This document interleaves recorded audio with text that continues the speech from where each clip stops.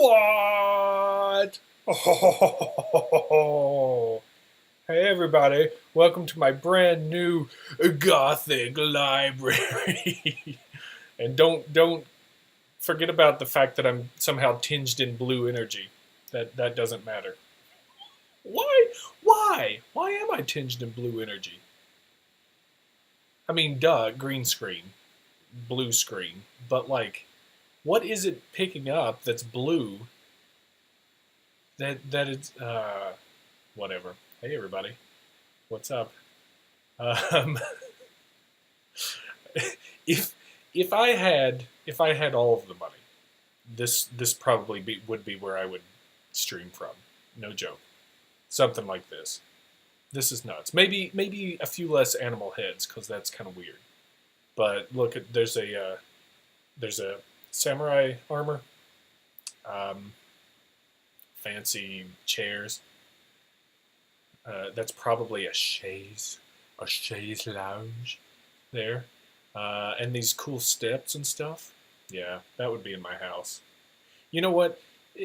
Replace all these animal heads and everything with like shelves for books. Maybe even the pictures up here, and then yeah, and this thing is full of liquor. You know this globe right here. Oh boy, hey everybody. Let's see. Let's go through and see who we got here. Emily, hey, how you doing? Hilda, Jacques, what's up? Sammy, hey, ARR Fuitzhugel, hello. Yo soy muerto. Hello, Death. Good to have you here, and congrats on making it to your first live stream. That's great. Corey, the fair-haired spear bearer. Let's see, who else? Have we got anybody else? Surin, hey, what's going on? Yeah, looks like that's who we got tonight so far. Oh, now what are you saying? Or is it orgone? Yeah, it's got to do with some orgone energy. My body's just crackling with all that sexual mojo. That makes sense. Yeah, AR didn't know I was so rich. I'm not. All Patreon money. All Patreon. Oh boy, I wish. Yeah, auras. It could be any of this stuff, you guys. It could be. It's isn't it weird though? I mean, it's when I move fast. Then it's like the video can't keep up with my aura. Oh man. So I'm trying something new tonight, as you can tell. And this is the jankiest setup. I'm not going to show you how it's actually set up, but there's a projector screen behind me, and then that's like a blue sheet. Now I have a green one for a proper green screen, but I couldn't find it, so I had to use a blue one and change my outfit. So we'll see how that goes. But I got something in the works for tonight, something new, something special that I hope you all enjoy, and then I got a new book of ghost stories for tonight. Read a few of them. Half price books for the win on that one. Had a good sale going on last month. Oh boy. So how is everyone? I'm feeling better. Everything's going back to normal, I think. Actually, I'm still a little fatigued here and there, and I don't know if that is from whatever sickness I had, or if it might be something else. If I keep having that fatigue, I might get it checked out because um, I did find a tick on me like a month ago. So I'm like, well, might as well see if the old Lyme disease is creeping in. I don't know. We'll see. But uh, thank you, Emily. I am too.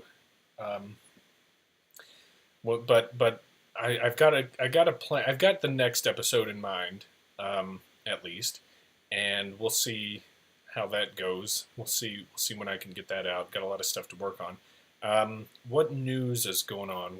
What news of the North? Um, let's see. I found out. I don't know if I told you guys last month or not. Maybe I did. The Parsecs, of course, happened, and I was not even a finalist once again. So I'm going to stop submitting to the Parsecs.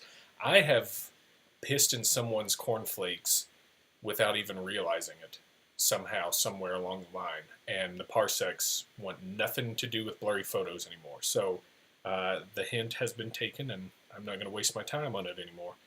Oh yeah, there is Discover Pods is having a podcast voting thing, like they all do. And I think I mentioned that on one episode, but that one you can go to and vote per email, per once per email, per different email you can vote. Uh, Actually, I think I voted once. Well, like you're supposed to do. um, but that one's funny because now I'm in the same category as Hysteria 51, and they have a very large and motivated fan base too. So either way, that I think closes in less than a week. I'll have to post a reminder on the Facebook page and everything. Um, but if you have any friends, family, or on the fan page or whatever, if you guys want to remind people or ask whoever you want or whoever you know to vote, that'd be much appreciated. We can see how close we can get in that one. Um, it's funny because I don't know if you guys read it or not, but I did a spotlight thing for Discover Pods several months ago, and it was just they're like, hey, if you want to be spotlighted, let us know. We'll send you a questionnaire, and I filled it out. I sent it back, and that's how I got on um, the the spotlight for whatever. I don't know if it's for the week or whatever they had, but um, the Discover Pods crew, which I don't, it's not like a huge corporation. It's not like this big entity. I think it's a dude and maybe a friend or two running it, but they like followed me on Twitter and promoted it that week and everything. And then after that, they cut me. They unfollowed me on Twitter and everything, the Facebook page, and I'm just like, all right, it's kind of weird. Because you can at least, I mean, what is it bothering you to just stay followed on Twitter? You know what I mean?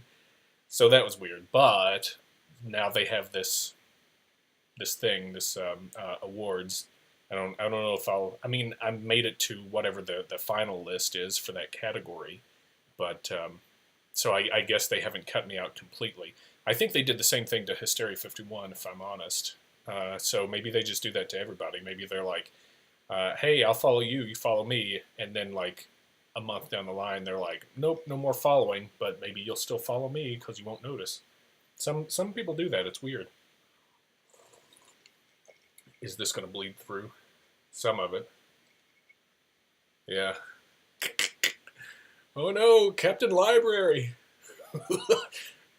Captain Japan. Oh boy. Yeah, it is rude. Isn't it weird? It's what a way to make enemies. Right. Like, it's just the weirdest thing. Um, for people who are supposed to like support podcasting and be very supportive of it and stuff. What are you gonna do? I'll admit to you, I'm sitting on like a booster seat too, because the way I've got this set up, the projector screen actually ends like right here, and that my it needs to end like a foot lower, but like I have to prop this up, or else I'm gonna do it anyway. You see this bar, so that's why I'm like down here, and this is gonna come back to bite me in the ass later. You'll see, but it's pretty janky. One of these days we'll get things figured out here, I guess. But it works for now. Um, So I'm glad you can make it to my library slash conservatory. Like that looks like the Adams Family uh, place. Like that's where Morticia's like cutting the roses. Uh, check your vitamin levels. You're probably right. Somebody else told me I needed like B12 or something to help. I don't do myself any favors everyday life, but um, lime was made up by the government. Yeah, yeah. What was that? What was that island? Montauk. Is it Montauk Island? Is that the one? I remember we talked about that a little bit uh, in the episode with the Montauk monster. Or gosh, you know what? Let's just blame Lyme disease because you're supposed to get a little like brain fog too. That wasn't that long ago. That wasn't what it was called. It wasn't Montauk. It wasn't Montauk Island. Oh boy, now it's gonna bother me. Somebody can pick it up. I know you guys are good. Um, in my home state too, Sammy. Um, we want lurch. Um, I mean, open your eyes. Open those ojos, Muerto. It's right in front of you, buddy. uh, although it would be nice to have just a big rope right here. Gong. You should wear that tiger pelt. Let me find. Oh, the one right here. Or maybe it's the one over here. Is that tiger or is that like zebra? I can't even tell. That's funny. the the lady I worked for, uh, my last job, I think you guys probably have heard me tell you about it, but I worked for this eccentric rich lady, and she had this big house downtown in Chicago, and she she was obsessed with taxidermied animal stuff. Like she had a God, this is mirrored on here. This is why I keep doing this. She had a zebra head, just like that. She had a big giraffe's head that just sat on the ground. Um, what else did she have? She had a peacock that was actually really pretty, but it's like killed the peacock. Had like a tiger rug or a zebra rug. She had a zebra rug. Maybe it was like a cheetah rug too. I forget. I forget all the stuff that she had. She had a lot of dead animal stuff in her house, so wasn't quite as fancy as this. It was like take all the animal stuff and then make everything else just like solid white and barely any pictures or furniture at all. That's how it was. That's how the rich live. That's how they live. They love it. Plum Island High Heel Jack did it for the win. That's it. The Plum Island where you go you go there for the government experiments and then they leak out. Oh boy. Um, get some Vegemite for all you. Does Vegemite have B12? Is it just chock full of vitamins? Vitamins? Is it just chock full of them? Is that literally like the tagline? Is it like Vegemite, chock full of what what you need? If it's not, now it is, and you're welcome, Australia. Um, it's man, it's already December, huh? Like Krampusnacht is just a couple nights away. I don't have any plans for it. Um, I'm doing well just to get this stuff together and out, and I was happy to get the extra sode and the ghost stories out by then. By when I did, hopefully I'm planning on getting at least a couple episodes out this month, but um, I have really no other plans for December, which is pretty sad, I guess. But you know what? You save money. That's the silver lining. I'm going to a trivia tournament. Annie, what is the trivia? Is it a tournament or is it just?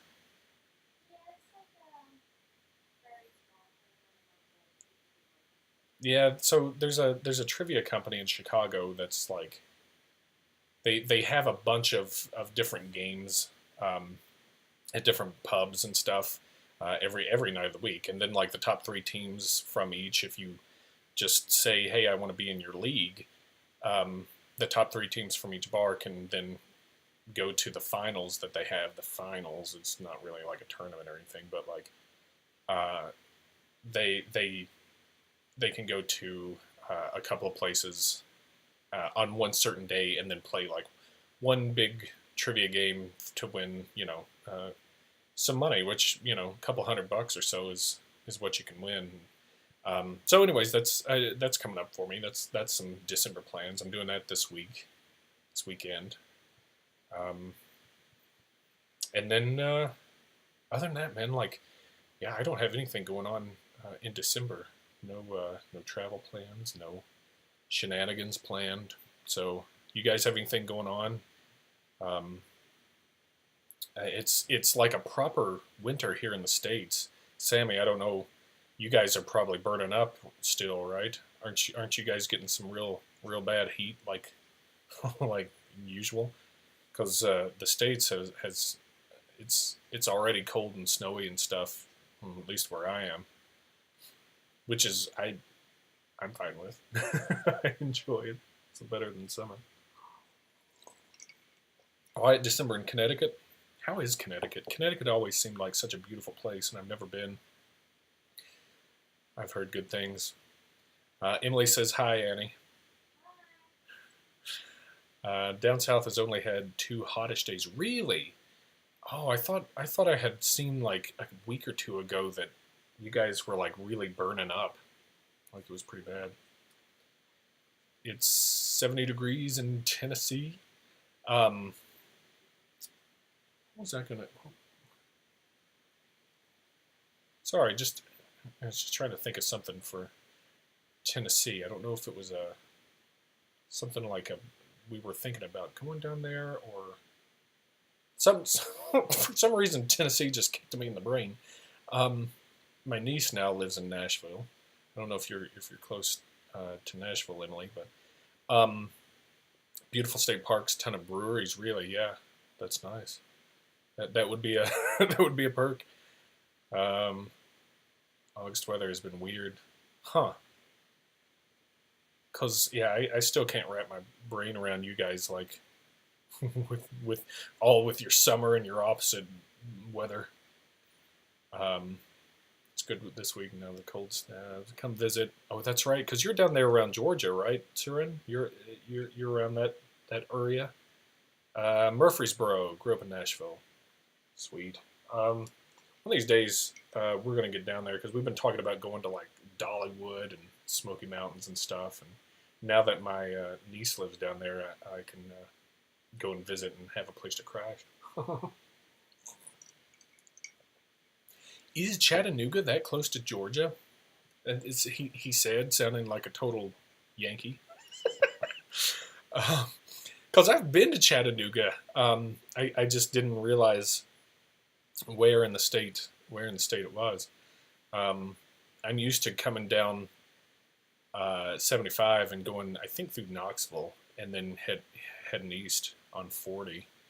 But yeah, hot Santa and shorts and flip flops. Hot Santa. That sounds like a food. That sounds like a dish. Yeah, I'll have the hot Santa, please. Hold the gravy. Oh boy, literally on the line. Huh? Weird. Yeah, Chattanooga's pretty nice. I mean, from when I was there, it seemed pretty nice. But so let's see. What else was I going to talk about? That's a lot of stuff, I guess. That's mostly the big stuff that's been going on. Um, just trying to think. Seems like there was one more thing I wanted to ask you guys about or something, maybe. Hot Santa. Hmm. Thanks for all the dog, man. Yeah, you're welcome. Hi, Hilda Sherlock.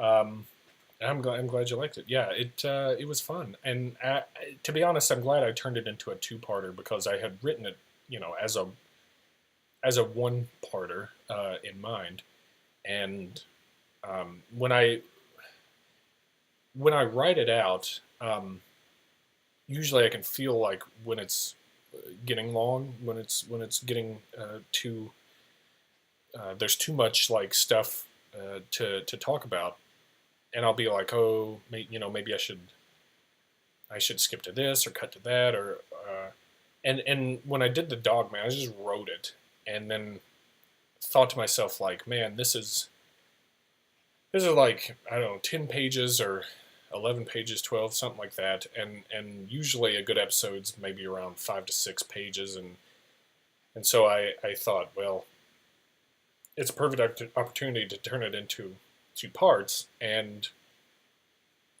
after I did, um, I think I cut it in the wrong part. I think I should have cut it after the Bray Road piece. I think I should have kept all that together and then started with the explanations, because the explanations were pretty long and took up a lot of stuff, took up a lot of time. But either way, you can also make the case for it stopping at a interesting point and then picking back up, kind of where it left off. So it kind of bridges, as opposed to like stopping at a good stopping point, picking back up and having to ramp that energy, all plot theory and all that stuff. But and yeah, 3-parter.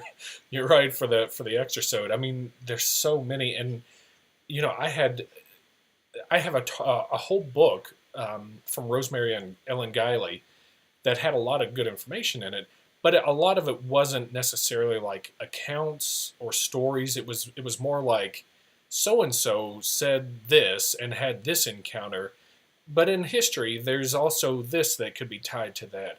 So what do you do when blah blah blah? And so it didn't naturally have stories or reports I could pull from as much. I got a lot of like historical stuff and cool things out of it, but Linda Godfrey's book had a lot of cool stories, and there were even some I still could go back to. Like there were some talking about like Anubis like dogmen that were around military bases, and saying it out loud, you're like, how in the world did you not include that? But there there were a lot of the things like I almost had in. I cut a lot of the stuff for time, too, just to make sure I got it out in time and to make sure things weren't just running over the same old thing. But there was one about these kids going into the supposed witch's house, and they were snooping around trying to see if they could figure out whether or not she was a witch, and then like this like werewolf looking thing kind of materialized and chased them out.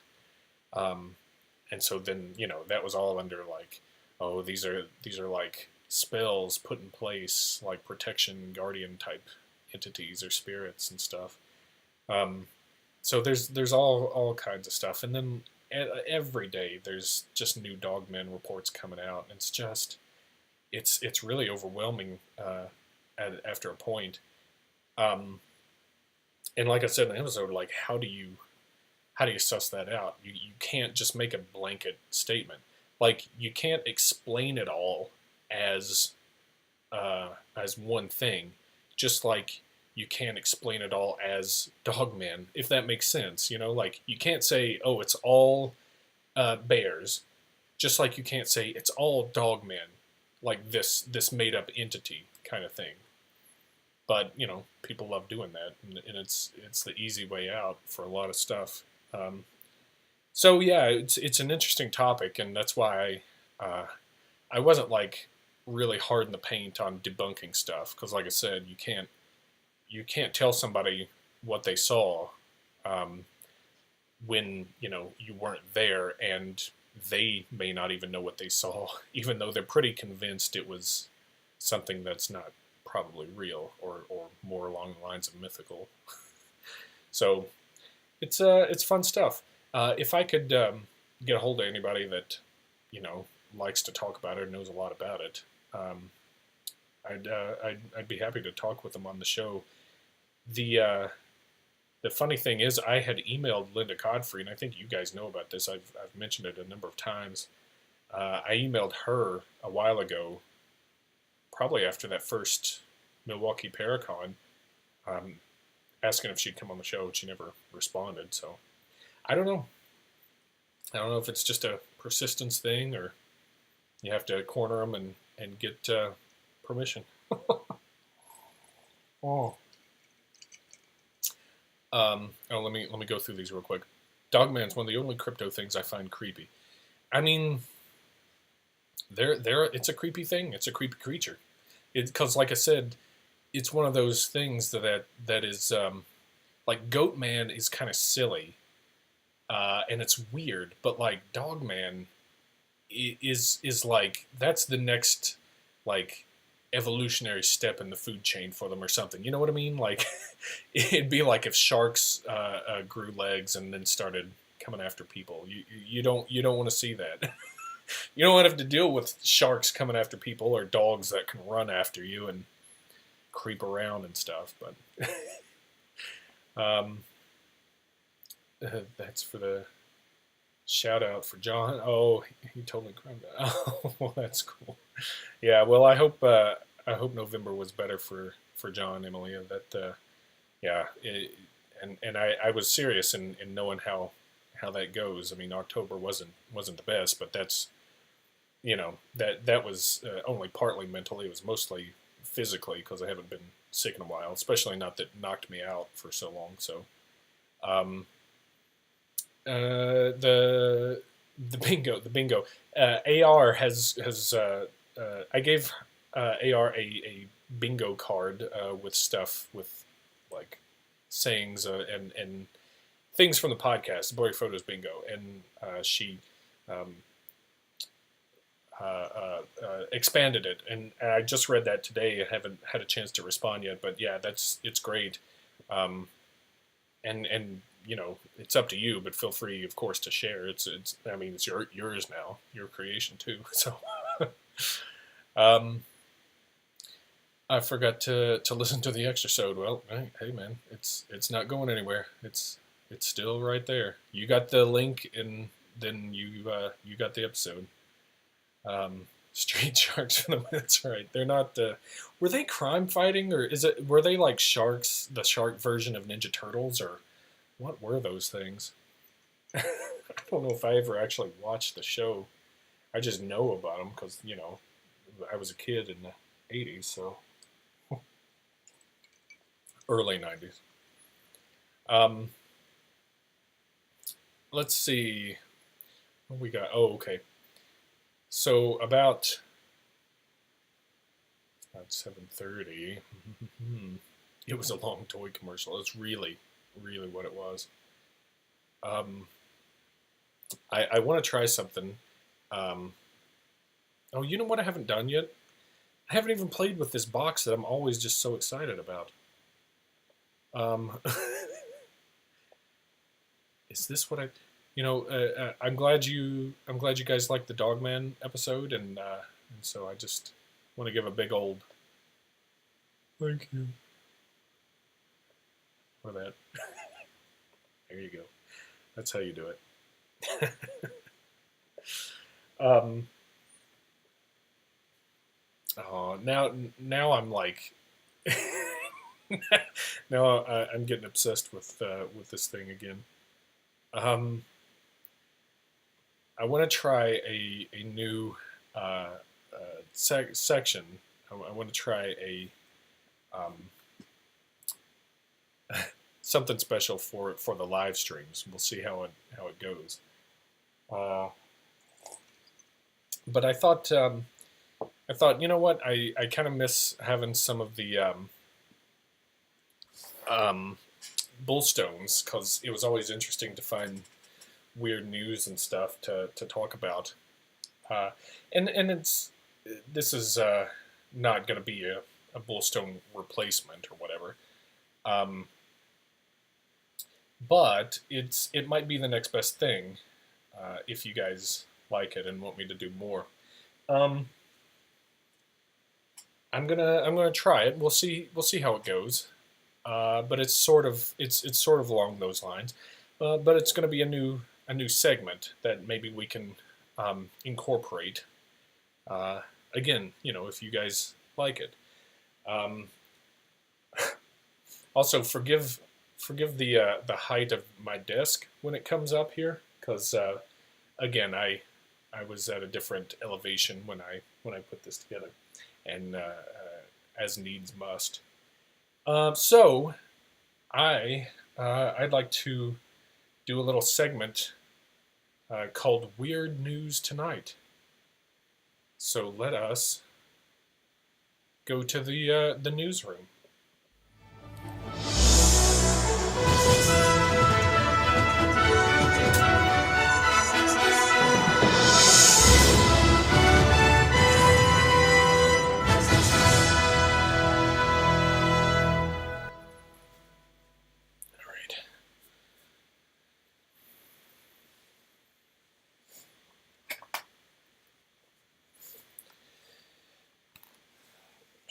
I gotta make that intro music longer. All right, welcome to Weird News Tonight, the only news show where facts finally get that vacation day they deserve. I'm your host, David Flora.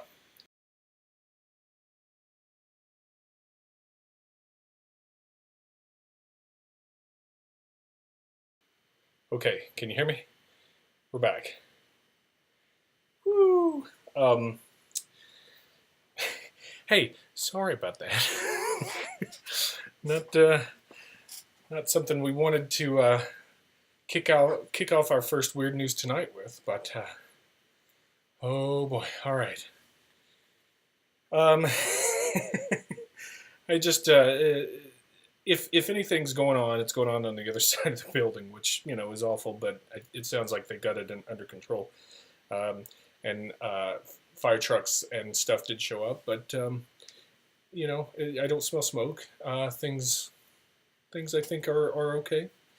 It's just that alarm in this apartment complex is so incredibly awful and loud and ear piercing.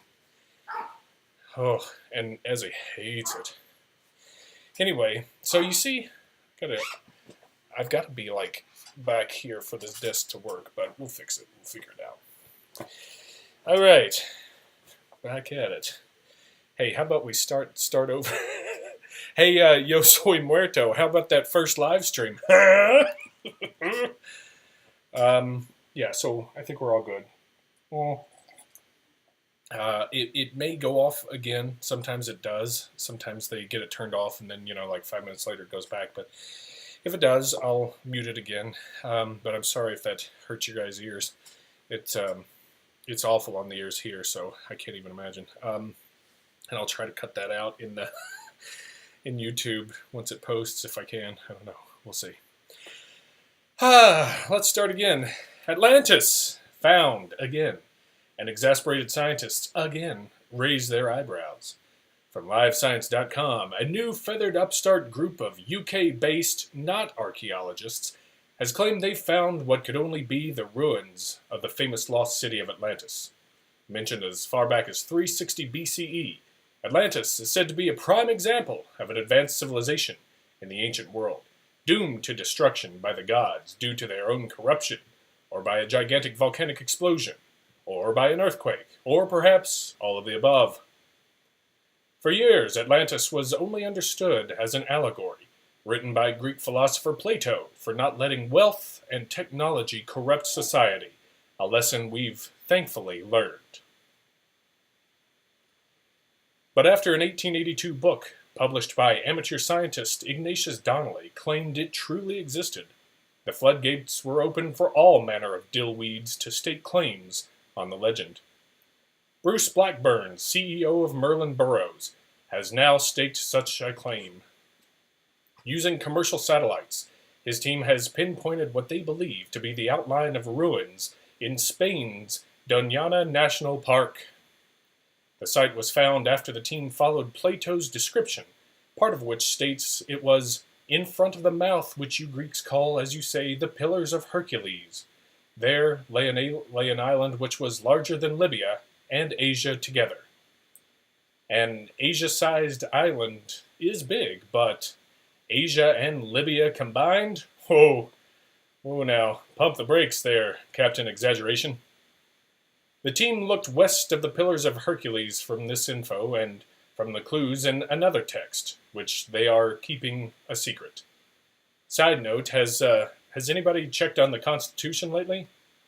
Do we know if it's still the real one or just one from a gift shop? No? Nobody's checked? Well, I want to get on that. Blackburn's team claims they found large circles that were possibly the basis of ancient towers, the ruins of what the team claimed may be the Temple of Poseidon, and a greenish-blue patina coating on some of the ruins. The team also found the remains of a long seawall, as well as signs of a tsunami, which could be evidence of the cataclysmic event that drowned the society, Blackburn said. While any old ruin could do, the team kicked their exploration up a notch, taking samples of material from the foundations and possible ruins, and had an Italian lab analyze them. They were dated to between 10 and 12,000 years ago. No word on which methods for testing were used. A documentary about their endeavor is currently in production. What we really want to do is we want to franchise the find, Blackburn said. We want to make an awful lot of money out of it. And with that money, we want to support the archaeological community. Meanwhile, scientists in Japan have recently recorded seismic activity from the collective sound of the archaeological community's eyes rolling simultaneously. Our next story comes from thechronicle.com.au. UFOs spotted darting around the sky near Toowoomba. A series of photos edited into a wicked, fast-paced Ken Burns effect type slideshow was recently posted to Solar Sonic Solutions' Facebook page, showing some high strangeness near Lake Perseverance in Toowoomba, Queensland, Australia. Gary, a truck driver for Solar Solutions, was hauling ass over the Lake Perseverance Bridge when he noticed a strange, blinding white globe hovering over the lake and darting about the air. Having his wits about him, Gary took out his mobile and grabbed some photos, including 3 good ones, before the object shot off into the sky and disappeared. Is this a UFO or some strange bright ball of energy? It definitely wasn't a drone or an aircraft, said spokesperson for Solar Solutions. We aren't sure what it was, but it's definitely on our strange and unusual list. Though no one can explain it, several commenters on the post claim to have seen the same thing in the past. No word on whether or not Gary was wearing a watch inside his truck with the windows rolled up. Our third story is from CryptozoologyNews.com. Pterodactyl spotted in Texas. A report came in to MUFON investigator L. Fleckner about an incident from 3 years ago. A man from San Benito, Texas, was with some friends at his father's farm in 2015 when the group witnessed what looked to be a pterodactyl coasting along a ditch. He described it having a 10-foot wingspan, and the men were shocked to see it eventually disappear into what looked like a wormhole. Texas has always had its share of flying dinosaur sightings, from stories to hoaxes, not to mention Native American tales of thunderbirds. But the wormhole angle is an interesting twist in an old legend, and could help explain why more aren't seen, where they might get enough food to sustain themselves, why no remains have ever been found, and how something could have survived millions of years, and many other factors. And with that taken care of, scientists can finally turn their attention to explaining the existence of wormholes, for without that, the debate on flying dinos is still up in the air. And finally tonight, from iflscience.com, scientists say they've created a strange new state of matter that doesn't play by the rules. Scientists at the University College London and the University of St. Andrews have published a paper in Nature Communications which describes their findings of what they're calling a strange new state of matter. This odd state is something between a solid and a superfluid, which is a fluid that flows with zero friction, often at temperatures near absolute zero. It's apparently made of liquid light, made by trapping light in another material using a laser to replace photons that leaked out. It's significant because it seems to buck the expected trend of how a fluid works. It's fluid, but completely rigid. If you have some water in a pipe and you start pushing it, it will flow a little faster. Marzena Szmananska of University College London, who led the study, told New Scientist. Whereas this fluid is so rigid that even pushing it will not change its velocity. So what uses could this new state of matter have? Well, beats the hell out of them. But boy, I tell you what, a bad boy state of matter formed near absolute zero is, by definition, pretty cool. That'll do it for this edition of Weird News Tonight. I've been David Flora. Stay weird, world.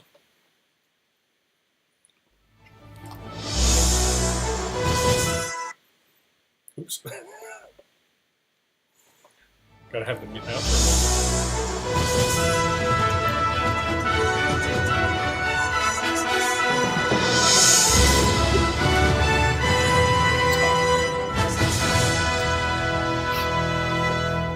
And we're back. Oh boy. So now that I've got to towel off after the newscast. It's really fire alarm, hot news. Oh man. Yeah, who was that guy in my seat? Let's go back. Let me catch up on the chat a little bit.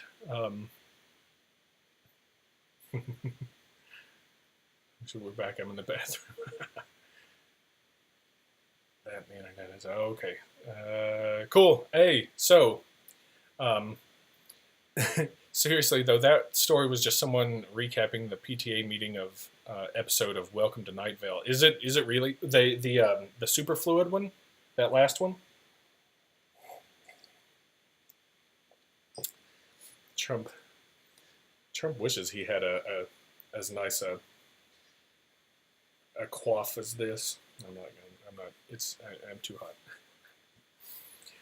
I don't listen to Night Vale, so I don't know. I don't know that reference. Did they have a superfluid thing in there?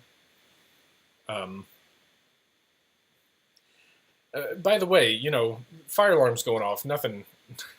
There's nothing here. Nothing is going on. No big deal. That's what it kind of felt like this whole last 10 minutes. No, the pterodactyl. Oh, really? So Night Vale did a thing about some guy seeing a pterodactyl flying into a wormhole, and then somebody reported that to Cryptozoology News, because I'll tell you what, Cryptozoology News has like 3 sentences that are the actual story, and then the rest are like, here's some sightings somebody saw in 1930. Here's some sightings somebody saw in it, and it's like, this isn't actually like an article or news. A portal wormhole opened and let pterodactyls into the meeting. You know what? I guarantee it's probably from that, and they just took it and were like, this would be fun to send to these guys. So let's say for instance, we don't have a fire alarm when we start that segment. Worth doing, not worth doing. Fun, dumb, both, neither. What do you guys think? Is that worth trying to put together each week? Or is it mostly just like this? Is that what you got when?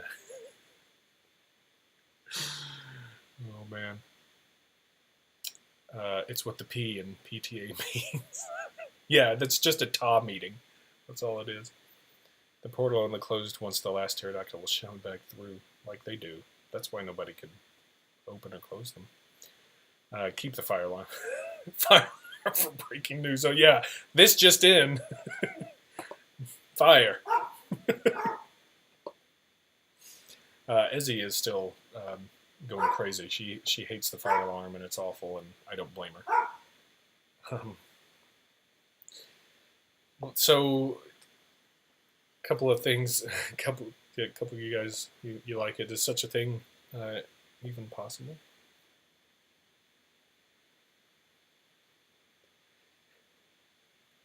Remember when I've got the oh, what did I do with the sound effects?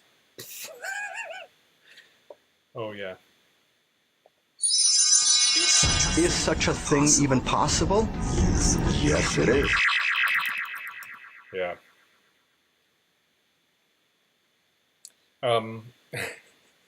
So you guys, so you guys approve? I saw a few approvals there. Anybody think it was just dumb, in a bad way?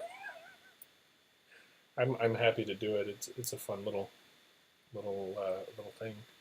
Well, I figured, something extra than me sitting here and sitting through a fire alarm. I thought of that.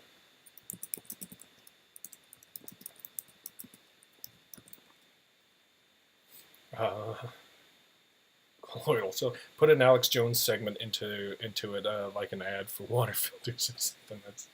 I should. Oh, here's a thing. Here's a thing I wanted to share with you guys.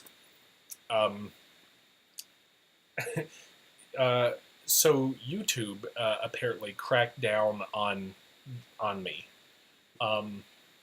They all of a sudden, I get up the other day and I get an email, and it's like YouTube has shut down your monetization and this and that, and you're no longer a YouTube partner, and you can apply again in 30 days, and we'll see if you can do it again or something. And I'm like, okay, all right, what's going on? And of course, it's like this generic thing. This in the email, it just says you have. It said our reviewers have determined that a significant portion of your channel violates the terms of YouTube, and that's why they decided to do it. And like, I think I've gotten like 3 or 4 dings for music lately, like because of the Black Betty drop and the Gypsies, Tramps, and Thieves drop that's in here. Those came up like immediately, but then going back, I've only got like 50 some episodes on YouTube so far, and they didn't like I think there was a Gypsies, Tramps, and Thieves drop in one song in there, and then there was like a the Dybbuk box had the musical intro, and they're like, nope, can't use that music. So then they, I guess, decided to just shut down the monetization of the channel. The channel's still up, and they're like, you need to take a month and get everything cleaned up and then reapply to see if you can be a partner again or blah, blah, blah. So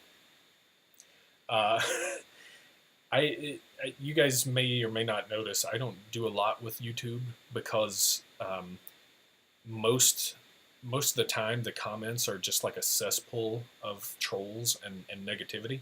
And every so often there'll be a very kind one on there and stuff, but like there's so many bad ones that I just, whenever a YouTube thing comes in, I delete it. It's just how I can live with it. And but recently I've been trying to like put pictures that correspond to what we're talking about in the past episodes and stuff. And I don't know if you guys have watched any of the recent YouTube videos or anything, but it just gives a little bit of a visual addition to the podcast. And so what I'm probably going to have to do is obviously go back through, and if there's any music, I got to take it out no matter how long or how short it is, which, that's to be expected, I think. But then beyond that, I think I've just got to put the Blurry Photos logo like as a placeholder, and just have it from beginning to end. So no visual stuff in case they decide to say, no, you're using this like copyright image, even though it's like a painting of, the Noah's Ark or something from Greek times. that makes sense. Noah's Ark from like the Renaissance or something. So that's I guess something I'll be trying to work on, because it would YouTube's one of those things I'd like to like set it and forget it. Like put a video on there to let people listen to it if they want to, try to expose more people to the podcast and stuff. And then if I can put the ads on there, then maybe hopefully the skippable ads. But if I can put stuff like that on there, then hopefully I get enough views to where that eventually adds up someday, and I can get a couple bucks from that. Obviously, it's not going to happen if they're watching me like a hawk, and I don't know. It's just one of those like annoying things more than anything. It's very frustrating because like, who am I bothering? And to say a significant portion of the show has all these violations, that's bullshit. So we'll see. I'm glad that I was able to stream still. I mean, at least we still got that. But I'm gonna have to go through and try to figure out if I can fix it, or it would be nice if I could like do it on YouTube so I don't lose the 100 views that any given video already has. Although some of them have a couple thousand or something like that. Most of those are like those are the ones that come along with people being like, these are idiots, like waste of human life, blah blah blah. Anyway, I think that's the thing. The other thing I wanted to tell you guys, more bitch about, I guess, more rant to you. Hey, YouTube, y'all should leave. They really were. Yeah, like let's keep putting up, all these politically charged videos and people just kicking each other in the nuts. That's all people want to see. That's all the world wants to see. So, hey, what are you gonna do? Who am I to argue with football in the groin? Yeah, I mean, I'm sure the, especially Corey, the music algorithms, like it's easy for them to find stuff like the Black Betty and the Cher songs and stuff. The thing that I'm worried about is if I go back and try to take all that music out and everything, then I might still have a picture that looks like a painting or something that I might think is of a classic painter, or who knows what. I did use a lot of art in there, so I'm gonna have to just go back, and I tried not to take from like people who literally had the art on their site or had deviant art or things like that. I tried to find like clip art stuff and things where people were like, here, check this out, and use it when you want. But you never know. So that's why I'm going to try and take the art out as well. Oh well. And if it doesn't work, if they don't want me to make money on their videos, I'll just delete the channel, and then that's less traffic for them. I mean, it's dumb for them to be so hawkish, because like, how much are they really getting sued by huge companies? I guess a lot, but I feel like a lot of other channels get away with a lot worse, but maybe not. I don't know. It's all right, Sammy. Damn liberal media. Liberal media. Anyway, I'll tell you what. Let us get a little bit Spooky.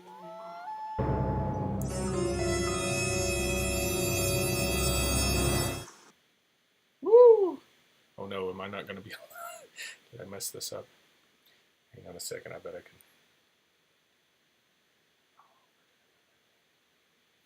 I've got to, gotta do one more thing. There we go. I'm still learning my way around this stuff. Get some there. There we go. Well, now we're set. Woo! The only bad thing is that it's going to be hard to like. Well, I can always use the fog machine, which I don't actually have plugged up right now because I was trying to get all this ready to go. But excuse me, the other thing is candles and stuff. If I take the lights down, it's just gonna be a mess back here. Cause look, oh man, that actually stays pretty good. Maybe it's no, that's got to be part of the thing. Yeah, there we go. I can see it in the corner. I was gonna say that stays pretty good, doesn't it? Look at that tree. Knock, knock, knock. It's staying up there pretty well. There we go. You see that crackling in there?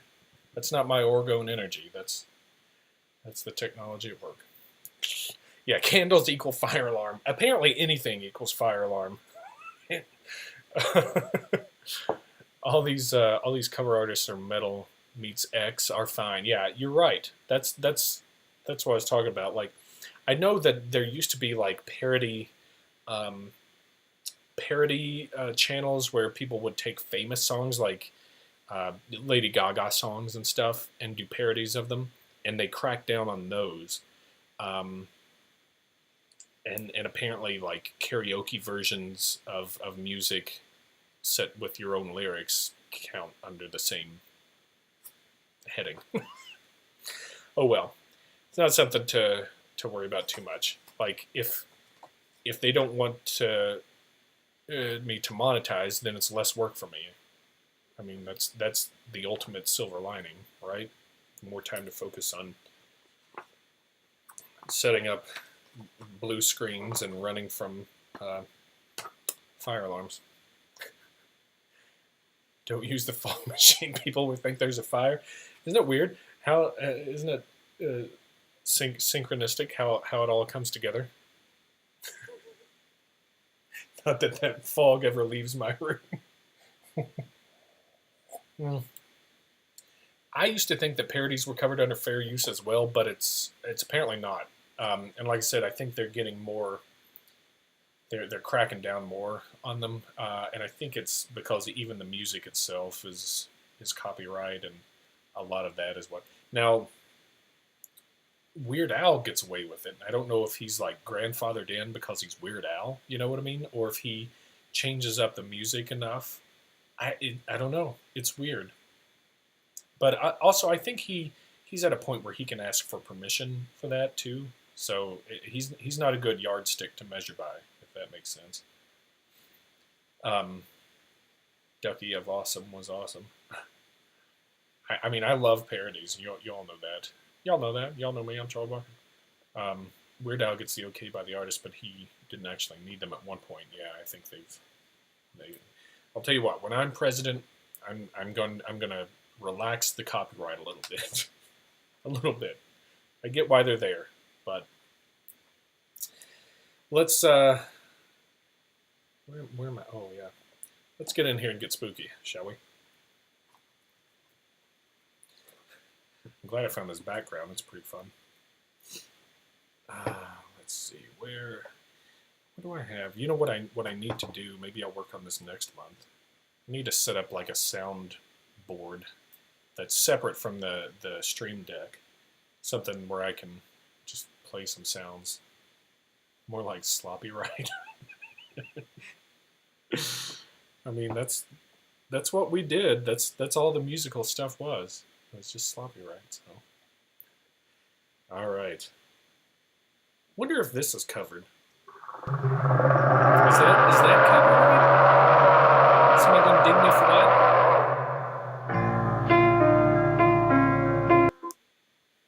I stop it in time? Who knows? These are just not questions a human can answer. An algorithm, however. All right. Let's get in here. Let's get spooky with this. This story is called Newell. If I take this down a little bit, maybe it'll get a little spookier. Is it just getting darker for me or for you guys? It doesn't really work because I've got top light, huh? So dumb. All right. Newell. The house was not old enough to be interesting, just old enough to be starting to fall apart.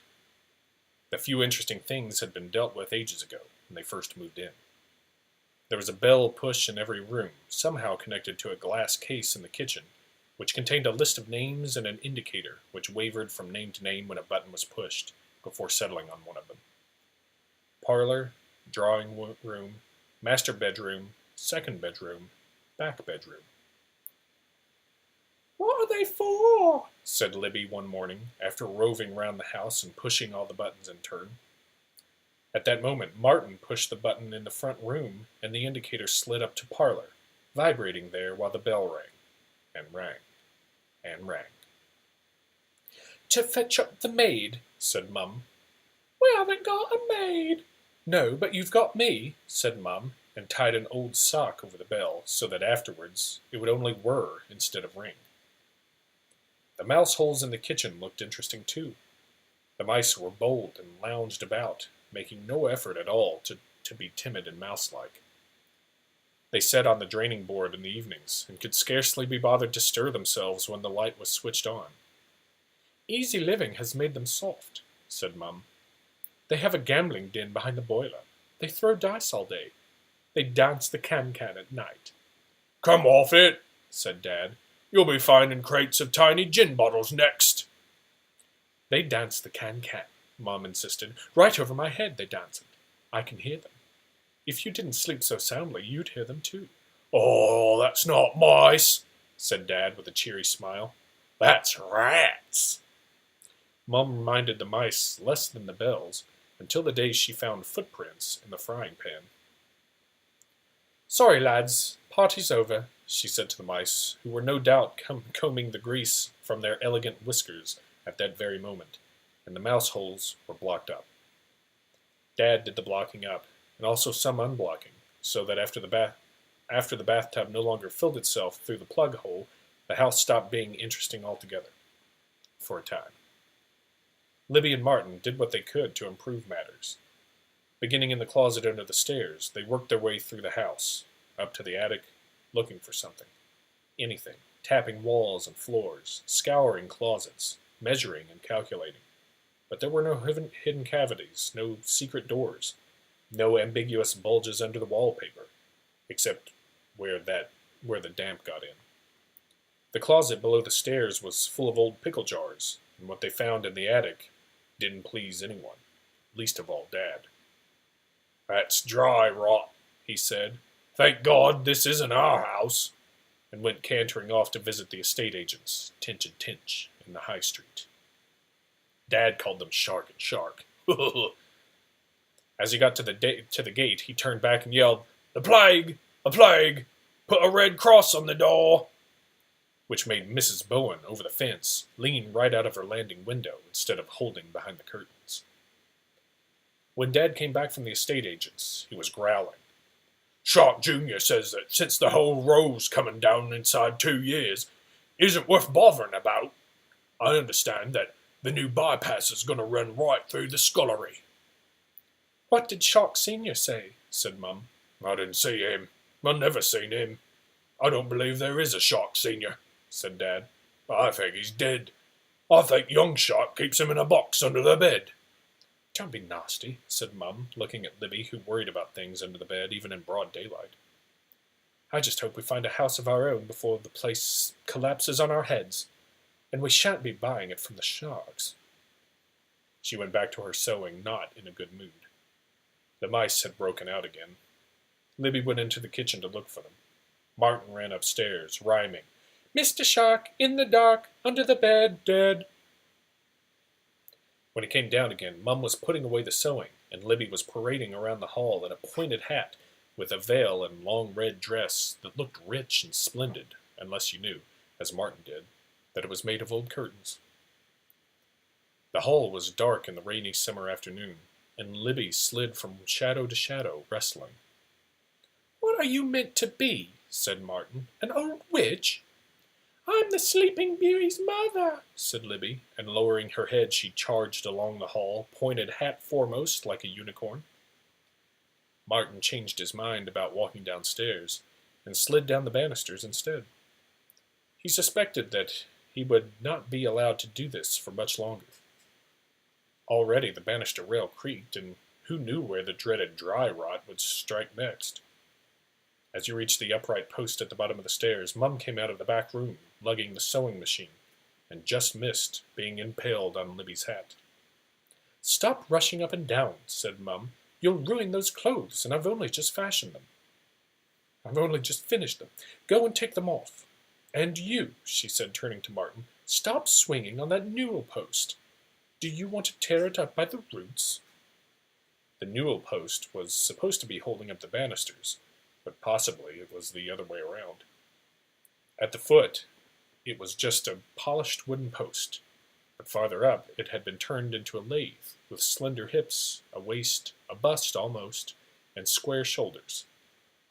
On top was a round ball as big as a head. There was another at the top of the stairs, but it had lost its head. Dad called it Anne Boleyn. The one at the bottom was simply a newel post, but Libby thought that this, too, was its name. Newel Post, like Anne Boleyn or Libby Anderson. Mrs. Newel Post. Lady Newel Post. When she talked to it, she just called it Newel. The pointed hat and the old curtains were Libby's costume for the school play. Martin had managed to stay out of the school play, but he knew all Libby's lines by heart as she chanted them round the house, up and down the stairs, in a strained, jerky voice, one syllable per step. "My dear, we must invite all the fairies to the christening. Hello, Newel. Hello, Newel. We will not invite the wicked fairy." On the last day of the term, he sat with Mum and Dad in the school hall and watched Libby go through the same routine on stage. She was word perfect, in spite of speaking as though her shock absorbers had collapsed, but as most of the cast spoke the same way, it didn't sound so very strange. Once the vacation began, Libby went back to talking like Libby, although she still wore the pointed hat and the curtains, until they began to drop to pieces. The curtains went for rags, but the pointed hat was around for a long time, until Mum picked it up and threatened, "Take this thing away or it goes in the trash." Libby shunted up and down the stairs a few times with the hat on her head, and then Mum called out that Jane next door had come to play. If Libby had been at the top of the stairs, she might have left the hat on her head, but she was almost at the bottom, so she plunked it down on Newell's cannonball head, and went out to fight Jane over whose turn it was to kidnap the teddy bear. She hoped it was Jane's turn. If Libby were the kidnapper, she would have to sit for ages, holding Teddy to ransom behind the water tank, while Jane galloped round and round the garden on her imaginary pony, whacking the hydrangea bushes with a broomstick. The hat definitely did something for Newell. When Martin came in later by the front door, he thought at first it was a person standing at the foot of the stairs.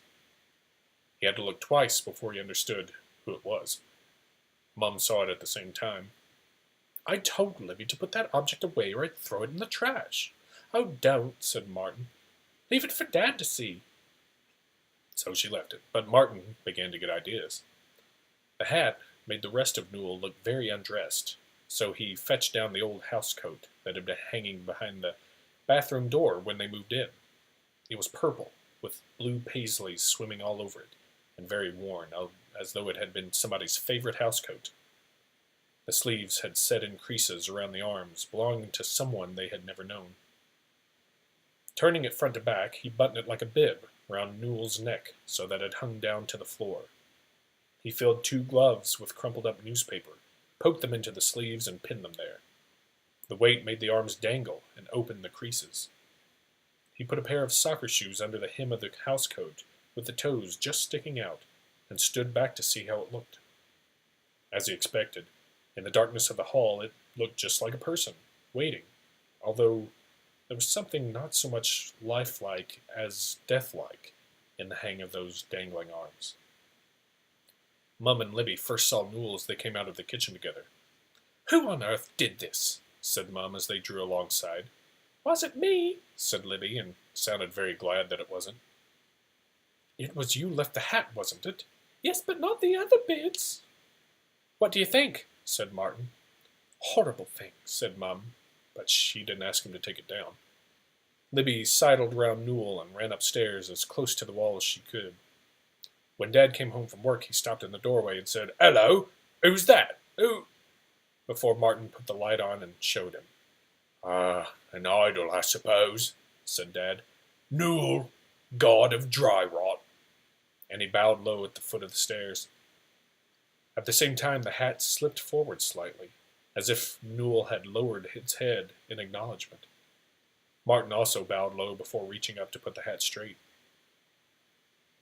Mum and Dad seemed to think that Newell was rather funny, so it stayed at the foot of the stairs. They never bowed to it again, but Martin did, every time he went upstairs, and so did Libby. Libby didn't talk to Newell anymore, but she watched it a lot. One day she said, "Which way is it facing?" "Forwards, of course," said Martin, but it was hard to tell unless you looked at the feet. He drew 2 staring eyes and a toothy smile on a piece of paper and cut them out. They were attached to the front of Newell's head with little bits of chewing gum. "That's better," said Libby, laughing, and next time she went upstairs she forgot to bow. Martin was not so sure. Newell looked ordinary now, just like a Newell post wearing a house coat, soccer shoes, and the Sleeping Beauty mother's hat. He took off the eyes and the mouth and rubbed away the chewing gum. "That's better," he said, while Newell stared once more without eyes and smiled without a mouth. Libby said nothing. At night, the house creaked. "Thiefly footsteps," said Libby. "It's the furniture warping," said Mom. Libby thought she said that the furniture was walking, and she could well believe it. The dressing table had feet with claws. Why shouldn't it walk in the dark, tugging fretfully this way and that because the clawed feet pointed in opposite directions? The tub had feet too. Libby imagined it galloping out of the bathroom and tobogganing downstairs on its stomach like a great white walrus plunging into the sea. If someone held the door open, it would whiz up the path and crash into the front gate. If someone held the gate open, it would shoot across the road and hit the district nurse's car, which she parked under the streetlight opposite. Libby thought of the headlines in the local paper, "Nurse run over by bathtub," and giggled until she heard the creaks again. Then she hid under the bedclothes. In his bedroom, Martin heard the creaks too, but he had a different reason for worrying. In the attic where the dry rot lurked, there was a big oak wardrobe full of old dead ladies' clothes. It was directly over his head. Supposing it came through? Next day he moved his bed. The vacuum cleaner had lost its casters and had to be helped by Libby pushing it from behind. It skidded up the hall and knocked Newell's soccer shoes askew. "The Hoover doesn't like Newell either," said Libby, although she wouldn't talk to Newell any more than she liked talking about it, as though that somehow made Newell safer. "What's that?" said Mum. "It knocked Newell's feet off." "I'll put them back," said Mum, but Libby preferred not to. When Martin came in, he set them side by side, but later they were kicked out of place again. If people began to complain that Newell was in the way, Newell would have to go. He got round this by putting the right shoe where the left had been and the left shoe on the bottom stair. When he left it, the veil on the hat was hanging down behind, but as he went upstairs after tea, he noticed it was now draped over Newell's right shoulder, as if Newell had turned its head to see where its feet were going. That night the creaks were louder than ever, like a burglar on hefty tiptoe. Libby had mentioned thieves only that evening, and Mum had said, What have we got worth stealing?"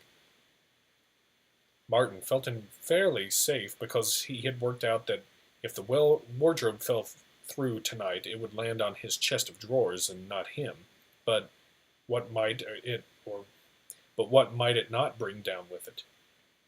Then he realized that the creaks were coming not from above, but from below. He held his breath. Downstairs didn't creak. His alarm clock gleamed greenly in the dark and told him that it had gone to 2 o'clock. Mom and Dad were asleep ages ago. Libby would sooner burst than leave her bed in the dark.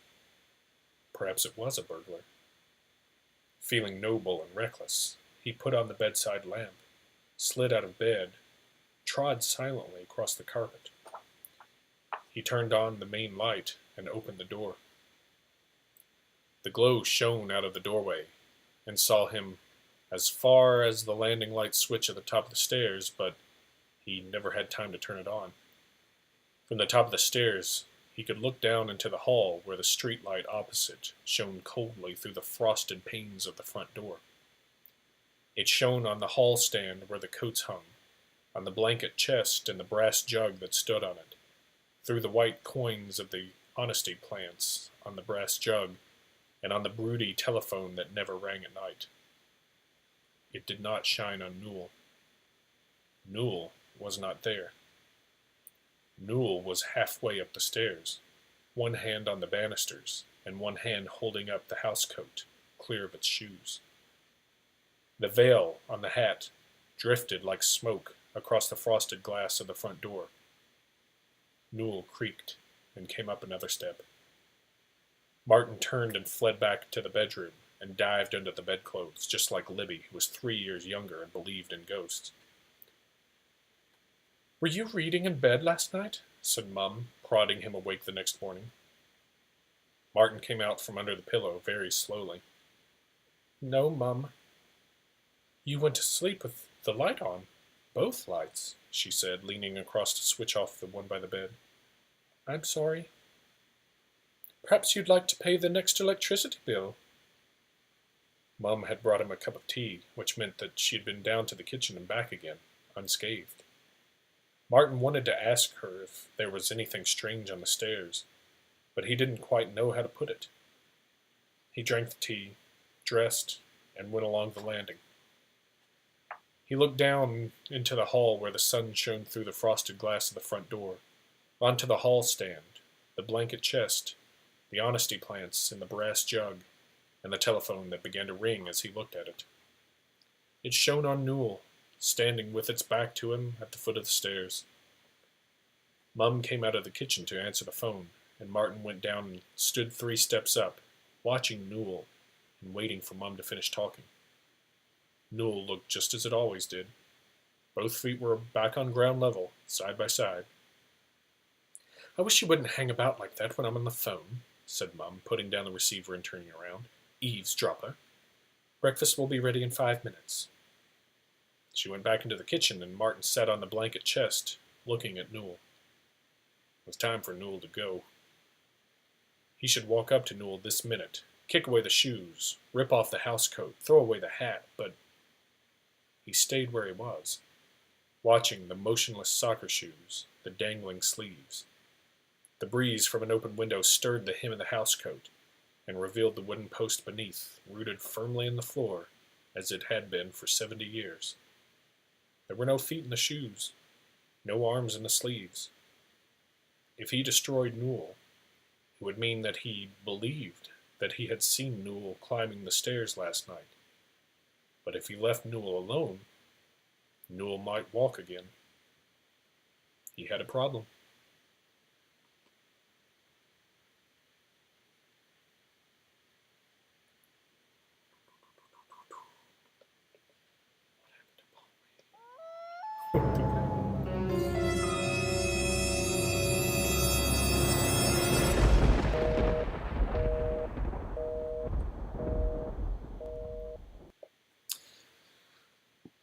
And that was Newell.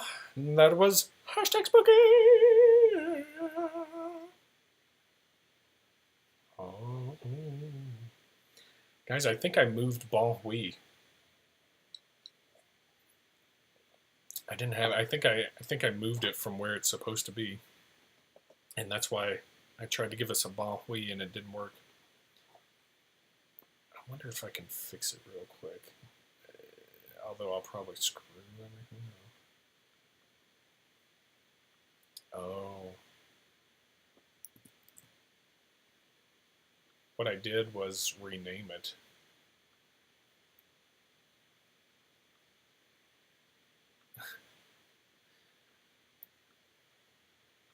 This is...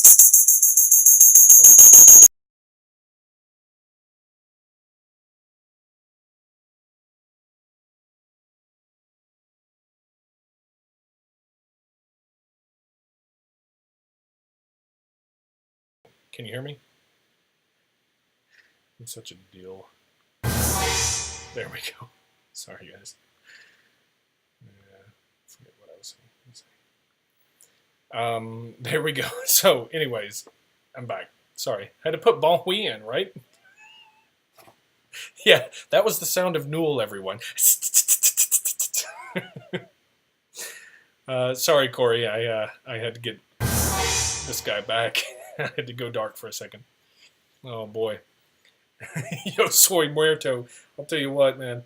It's not you. This is the circus that I run. Oh man. You've had a very exciting first live stream though. You guys, everybody else, tell Yo Soy Muerto how the live streams are pretty subpar to like fire alarms and news segments and all this crazy stuff. Oh my god. One more. Let's do one more. Now that I've got Bon Hui back and yeah, this is how I roll. This is the quality entertainment that we pay for. Oh my god. Man, I gotta get Mark Soloff in here. He'll set everything straight. He'll give us some accountability. Is that the term? That's not the term. Legitimacy. He'll give us some legitimacy. What? Every time. This is the Random House Book of Ghost Stories. The Random House. That's a publishing company. You know, you guys may have, you guys may be familiar with that. I mean, I've heard of it before. I think it's supposed to be for kids, but we'll go through here and see just how these stories are, because I didn't that one was it's kind of long. There's a lot of like details in that one, but I feel like it was pretty cool nonetheless. One of those like giving a soul or giving life to inanimate objects and then seeing them. That's pretty creepy, pretty spooky. Ooh. All right, next story we got is called Young Kate.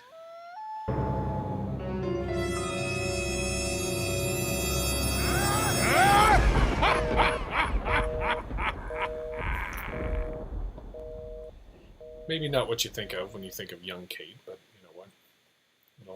It'll do. English publishing company, yeah. Okay. Well, that explains why then a lot of these are pretty English sounding. All right, Young Kate.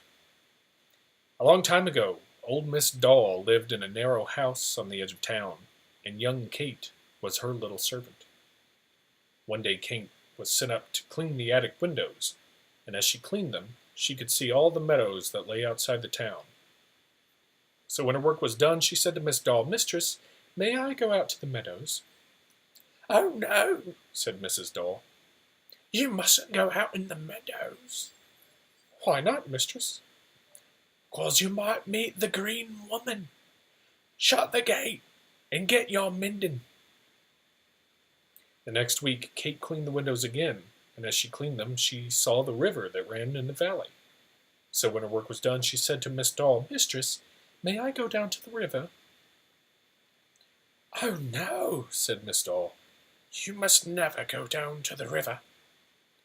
"Why ever not, mistress?" "'Cause you might meet the River King. Bar the door and polish the brasses." The next week, Kate cleaned the attic windows. She saw the woods that grew up the hillside. And after her work was done, she went to Miss Doll and said, "Mistress, may I go up to the woods?" "Oh, no," said Miss Doll. "Don't ever go up to the woods." "Oh, mistress, why not?" "Because you might meet the dancing boy. Draw the blinds and peel the potatoes." "Taters?" Miss Doll sent Kate no more to the attic, and for 6 years Kate stayed in the house and mended the stockings and polished the brass and peeled the potatoes. Then Miss Doll died, and Kate had to find another place. Her new place was in the town on the other side of the hills, and as Kate had no money to ride, she was obliged to walk.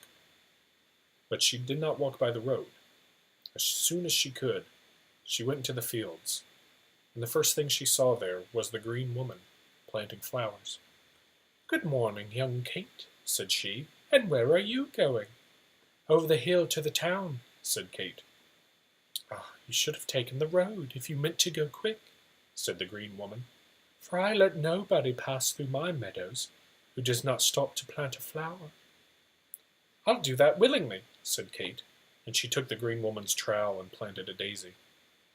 "Thank you," said the green woman. "Now pluck what you please." Kate plucked a handful of flowers, and the green woman said, "For every flower you plant, you shall always pluck 50. Then Kate went on to the valley where the river ran. First thing she saw there was the River King in the reeds. "Good day, young Kate," said he, "and where are you going?" "Over the hill to the town," said Kate. "You should have kept to the road if you're in anything of a hurry," said the River King, "for I let nobody pass by my river who does not stop to sing a song." "Oh, I will gladly," said Kate, and she sat down in the reeds and sang. "Thank you," said the River King. "Now, listen to me." And he sang song after song while the evening drew on, and when he had done, he kissed her hand and said, "For every song you sing, you shall always hear 50. Then Kate went up to the hill to the woods on top, and the first thing she saw there was the dancing boy. "Good evening, young Kate," said he. "Where are you going?" "Over the hill to the town," said Kate. "You should have kept to the road, if you want to be there before morning," said the dancing boy, "for I let nobody through my woods who does not stop to dance." "I will dance with joy," said Kate, and she danced her best dance for him. "Thank you," said the dancing boy. "Now look at me." And he danced for her till the moon came up, and danced all night till the moon went down. When morning came, he kissed her and said, "For every dance you dance, you shall always see 50. Young Kate then went on to town, where in another little narrow house she became servant to old Miss Drew, who never let her go out to the meadows, the woods, or the river, and locked up the house at 7 o'clock. But in the course of time, young Kate married, had children, and a little servant of her own. And when the day's work was done, she opened the door and said, "Run along now, children, into the meadows, or down to the river, or up to the hill, for I shouldn't wonder but you'll have the luck to meet the green woman there, or the River King, or the dancing boy." And the children and the servant girl would go out, and presently Kate would see them come home again, singing and dancing with their hands full of flowers. And that story was not scary at all.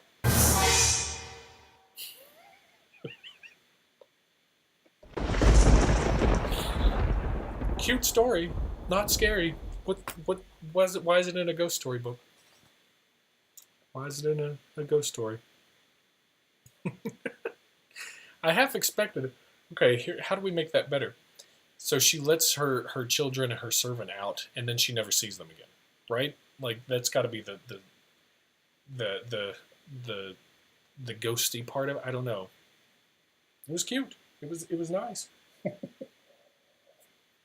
That one's got a little too much like social commentary, maybe. I liked it. I liked it, but yeah, not that story. I'll you know what? Let's try to find one more short one. See if there's a short one that's kind of spookily dookly, and then I'll let you guys go for the evening. Because I was kind of hoping there'd be a. I mean, at least on par with the spookiness of Newell, right? Newell was pretty good. Let's see. A lot of these are like Newell length. They're pretty long. This one's not bad. All right, you ready? We'll do this one more and see if we can get another. Didn't even get a monkey's paw of the songs and dance, right? I mean, okay, so here's the other thing. Like, she goes to the dancing boy, and he's like, "Now watch me," and she watches him, and he never stops. And then she dies on the hill, you know, like because she has to watch him or something, or like he takes her hand and dances with her into the fairyland, and her family's like freaked out because they never see her again, right? Like, am I weird? Am I being weird? Is that like psychotic? Is is that too weird? The idea of listening listening toilet people. Watch him whip. No, watch him nay. There's your monkey's paw. That's right. The dancing boy's like, now sit back and watch this. I whip my hair back and forth. I whip my hair back and forth. Oh, man. The idea of listening to 50 songs every time you want to sing one song sounds like torture. That's a good point. Yeah, if every time there's one song you have to do 50 or something. That's a monkey's paw of a sort for sure. Or like it's your wedding and it's like, and now for the first dance, and everybody's like there until 3 a.m, waiting on you to stop dancing because you have to dance 50 times. This is good. I like this. See, we can make stories better. The story was good for what it was. That's not what I'm saying, but we're good at really Twilight zoning up these stories. All right, last one for tonight. This one's called The Damp Spectre.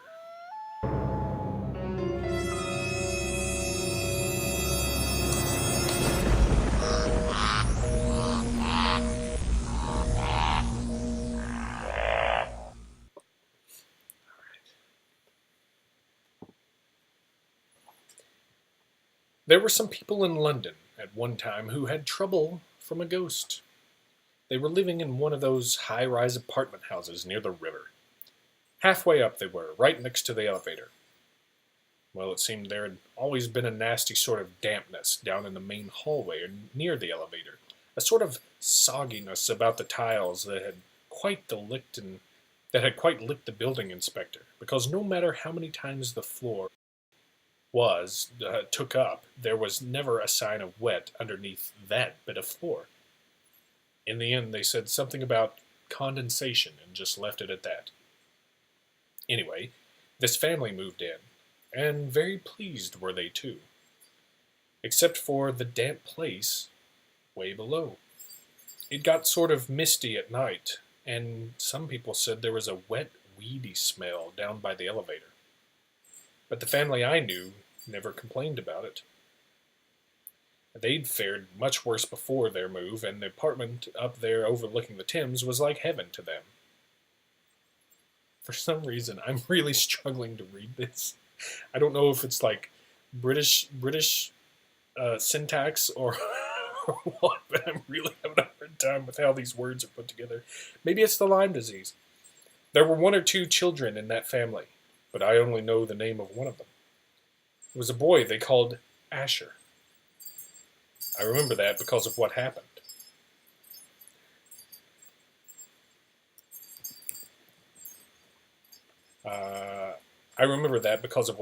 After a time, when the tenants had passed over and over that bit of the front hallway day day in and day out. They sort of forgot about it. They stopped moaning and talking about catching rheumatism.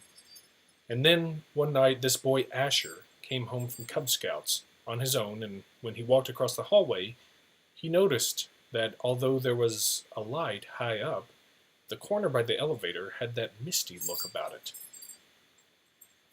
Asher crossed over the damp place and pressed the button, and the elevator came down and stopped, and he got in. The damp got in too. So the inside of the elevator became all damp and weedy smelling, and the smell hung about him. And when he went to the apartment, it went with him, weedy and nasty, and the dampness that had been on the tiles in the hall stopped appearing. After that, this boy's family got plagued with the dampness, and a sort of cold feeling came up behind them, especially at nights when they watched the telly. One day, Asher's mum got so fed up she sent for his Uncle Tizzer, who could throw out spirits, and asked him what it was. And this old uncle sat, and then he said it was a little old ghostly boy from long ago that had fallen off a boat and drowned, and had been dragged up from the river at that very place where the apartment house was now standing. He said it wouldn't hurt no one, just wanted company. It had taken a fancy to this boy, Asher. Asher was quite pleased to know the ghost had taken a fancy to him, and he walked off to the kitchen, talking to it over his shoulder, because he could feel it creeping up behind him. He felt proud to have a ghost around who liked him. But Asher's mum said it would not do. She said the smell and everything was sickening, so the ghost just had to go. Uncle Tizzer brought round a couple of his friends, and they opened the window wide, and they beat drums and made music and chanted and drove the poor damp spirit before them towards the window until it floated out. To make sure it wouldn't come back, Uncle Tizzer fastened the window quick and tied a red rag to the net on the curtain. Then everyone looked out and saw a fast mist like smoke swirling over the river. There was a bit of a splash with water tossed up like something had dropped back into it, and they knew the ghost had gone for good. After that, the tiles in the front hallway were as dry as bones.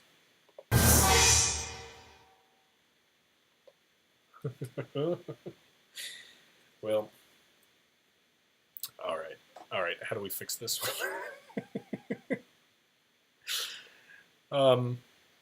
I feel like these. Okay.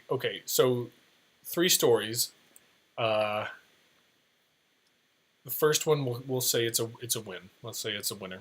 Second one, it's good. It's sweet. Not scary. One, not scary.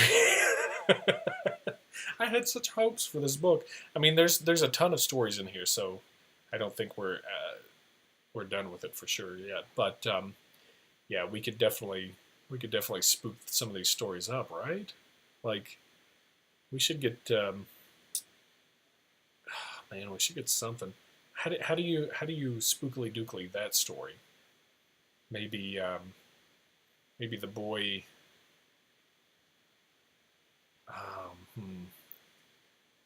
Maybe the mom lets the boy stay until the boy becomes Asher, or Asher has to drown for it to work.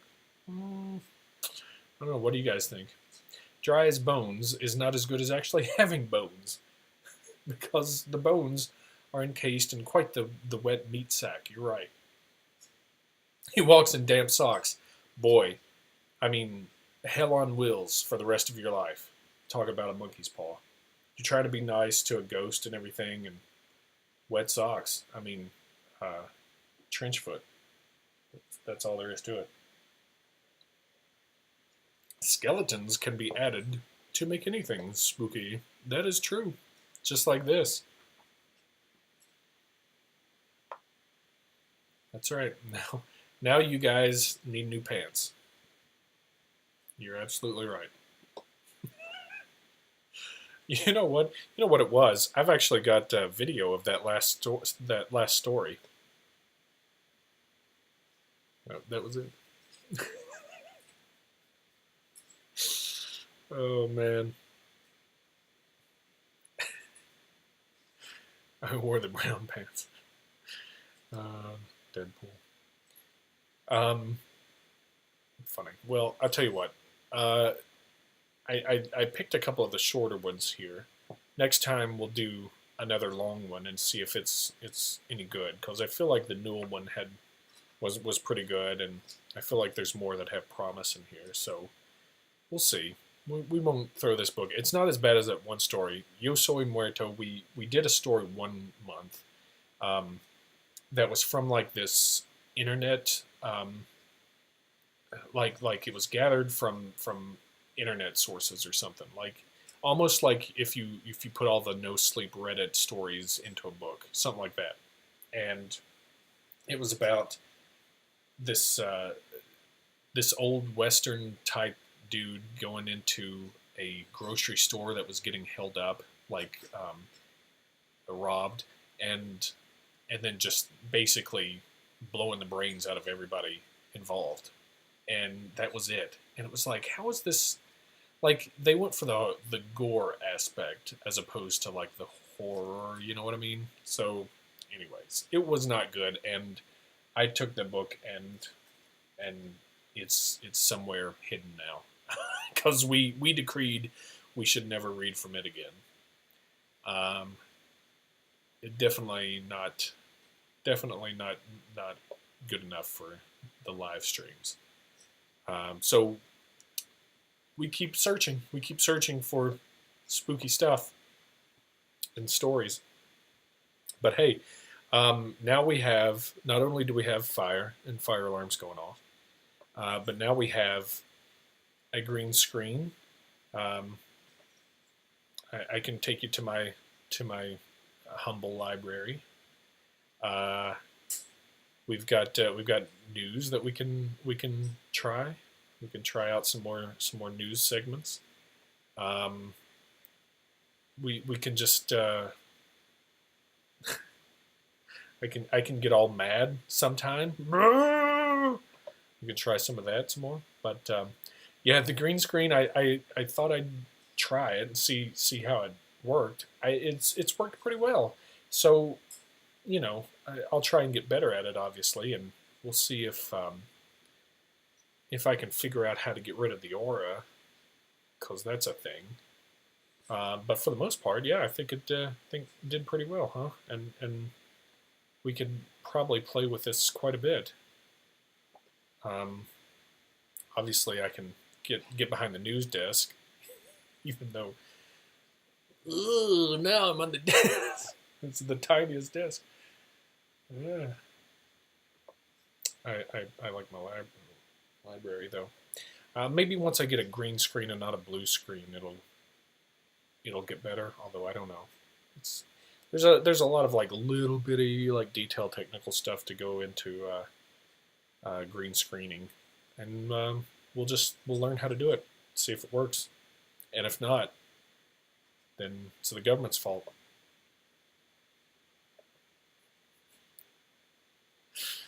And if YouTube shuts my channel down, you know what? So I have to keep the channel up for you guys to do the streams. So like they got me between a rock and a hard place.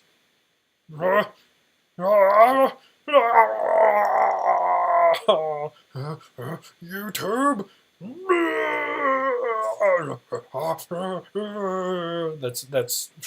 That's my reaction when YouTube happens. Yeah, and sweet death is always welcome here. Yay, yo soy muerto.